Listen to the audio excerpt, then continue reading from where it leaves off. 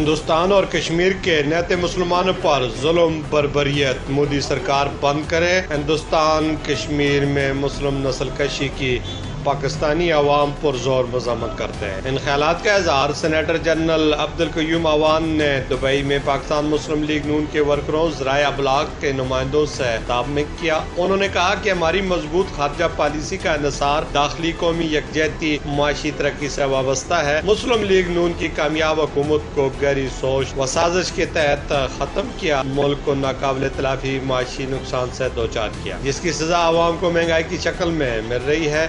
سیاسی انتقام لیا جا رہا ہے۔ بیرون ملک پاکستانی حسن اخلاق اور دیانتداری کا مظاہرہ کرتے ہوئے ملک کا نام روشن کریں، زیادہ سے زیادہ سرمایہ اپنے وطن بھیجیں۔ ایسا کہنا تھا سینیٹر جنرل عبدالقیوم اوان کا۔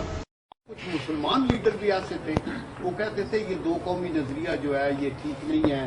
تو یہ آج آپ دیکھیں کہ پچھلے چند دنوں میں جو دہلی کے اندر ہوا ہے، جتنی قتل و غارت ہوئی ہے، جتنے گھر جلائے گئے ہیں، جتنے مسلمانوں کے اوپر ظلم و ستم ہوئے ہیں، تو یہ